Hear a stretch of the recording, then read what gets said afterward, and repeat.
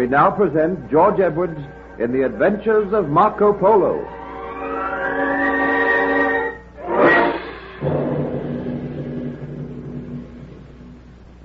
Marco Polo, a magic name, the name of a man who blazed a trail across the world, who faced unknown dangers and penetrated the mysteries of the East and gave Eastern culture to the early Western civilization.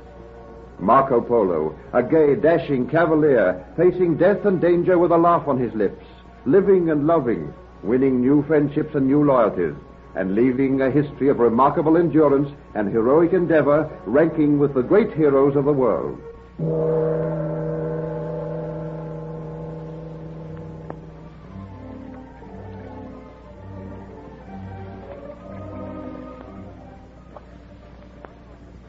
Let us take you to Venice in the year 1272. Venice, then the greatest trading center of the world, the head of the world's commerce.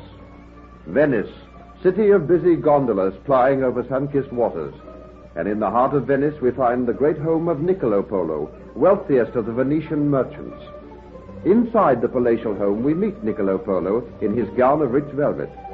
He is a tall, bearded, distinguished-looking man, and he strokes his short gray beard as he talks with his brother Maffeo.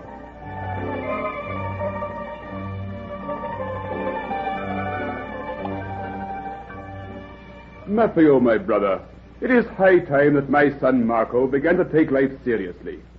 We are the owners of a mighty enterprise, built up by our own ingenuity and resource. You are childless, but I have one son whom I hope will one day carry on this enterprise. Your hopes are vain, my brother Niccolo. I tell you now, as I've told you before, that your son Marco is a worthless young scoundrel. Nothing will make him take life seriously. Your judgment is harsh, my brother. I say that Marco is at heart a great adventurer. A great spendthrift. Hear me, brother. Do you recall when we were lads, we traveled far and wide seeking new avenues of trade for Venice? Our beloved Venice. I remember well. And are we not men who helped to raise Venice to its present magnificence? Can this mighty firm of ours ever be entrusted to the guiding hand of a worthless spendthrift? You shall not speak thus of my son. I know the day will come when he will prove his worth. And I say that day has come. Look you, Maffeo. Here is a map of the world. You see me now pointing to the country of Persia, a strange country ruled over by a Tartar Khan, a country of much danger, but also of much wealth. Why so many words, my brother? You can tell me nothing about Persia. I have long wished to trade there, but the Persians are not well disposed towards us. They are heathens, and I am afraid that rich market is not for us. I am sending my son Marco to Persia. Niccolo, are you mad? Would you send your son to certain death? My son will go to Persia. He will speak with the Khan, and I'm willing to wager you any sum of money you care to name that Marco will win the good graces of the Khan and will found for us a trading post in Persia. Niccolo, you amuse me. At one moment you say you have faith in your son, and then you tell me that you will send him to certain death. Know you not that the Persians have sworn to kill all foreigners who set foot on their shores? I say that Marco will go to Persia, and that he will succeed in his mission. Benno, you old scoundrel, where is my father? I have news for him. Now, do not tell me he cannot be disturbed. These long talks on dull business mean nothing to me. Now, stand aside, Benno. I must have speech with my father. Hear you that, Niccolo? Your son Marco comes now. Stand aside. Even though he's been told we're busily engaged, it means nothing to him. I tell you he is hopeless. Well, we shall see. My father, I must have speech with you. Marco, how often must I tell you that when I'm in conference with your uncle, I'm not to be disturbed? I will not disturb you for long, father. Greetings to you, Uncle Maffeo. Why do you eye me in that sour manner? You are a worthless young rascal. My good uncle, I admit that you are a model of all that is proper. But would you admit to bring the uncle of a worthless rascal? You make me tired. Your father is too easy with you. Why do you seek speech with me, Marco? Well, father, I have decided to marry. My days of recklessness are over. I have discovered the lady of my heart. I intend now to live a quiet life, and to turn all my attention to business. When may I start? So, my son, you have chosen the lady of your heart. And may your father dare to ask her name? Her name is Juliana Vecchi. Ah, that worthless jade. Oh, my Uncle Maffeo, my respect for your years prevents me from striking you. But I will not have you speaking thus of the lady of my heart. Peace, Marco. Your uncle meant no harm. I know the lady you have named, and I say she will not be a good wife for you. She is too frivolous. Is it a crime to laugh and to be gay in Venice? It is no crime to laugh, but you have yet to prove yourself, Marco. You are no fit man to offer your hand to any maiden. Your behavior is that of an overgrown child. You have no sense of responsibility. Always you talk to me thus. I shall give you a chance to prove your worth. Well, I am anxious to take that chance. Take it, then. It is my desire that you shall leave tomorrow for Persia. Persia? Oh, Father, you are jesting. I am not jesting. You say that I am to go to Persia? Marco, look at this map. Now, see where I am pointing? Uh-huh. This is the route you shall take. Oh, my good father.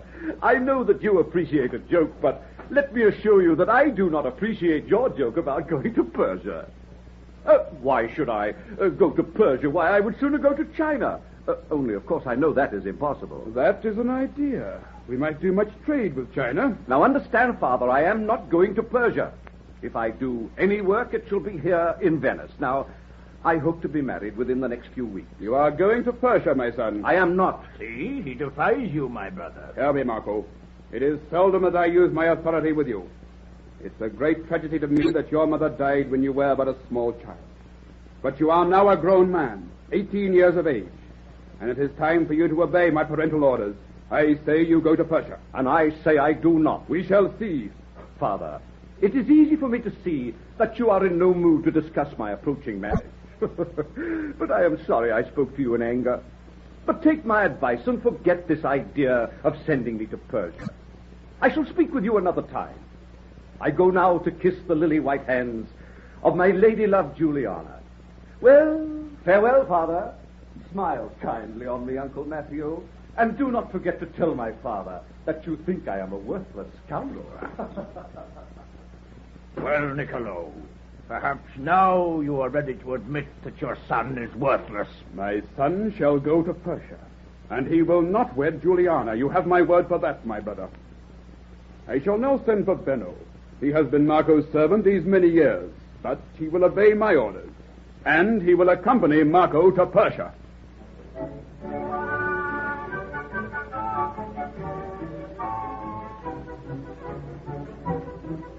Marco Polo left his father's house. He ran swiftly down the steps and leapt into his waiting gondola. Then, with a gay song on his lips, he steered the gondola over the sparkling waters to the home of his beloved, Juliana Vecchi. That lady received him gladly.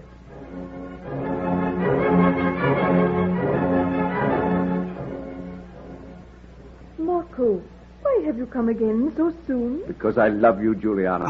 Because not all the waters of Venice, all the words of an angry father, all the jeers of a sour-faced uncle can keep me away from you. Why do you speak thus? Have you not sworn to marry me? I have. You are so gay and happy, Marco, and most of the people in Venice are so dull. Dull merchants. They talk only of trading and finding new markets for their goods. But we can laugh together, Marco. Yes, my love. We can laugh at life. And now I will tell you something which will make you laugh. Tell me. My father suggested sending me to Persia. To Persia? Is that not the funniest thing you've ever heard? Your father must have a remarkable sense of humor. Persia of all places.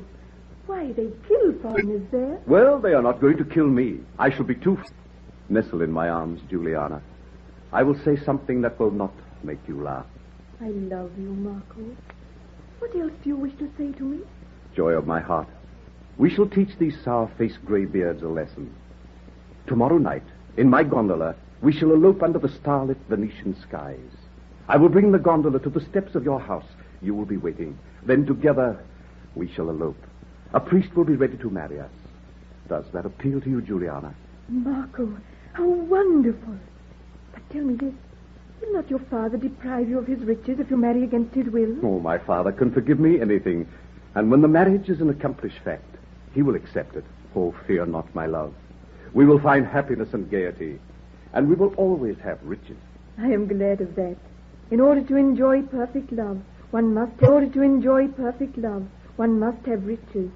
They say that poverty kills love. Well, I am told that even poor people fall in love. Oh, I pity them. Now hearken to me, Juliana. I will tell my plans for tomorrow night. We shall take Benno, my trusted servant, with us, and we shall go to a realm of happiness. Not to Persia. Not to Persia.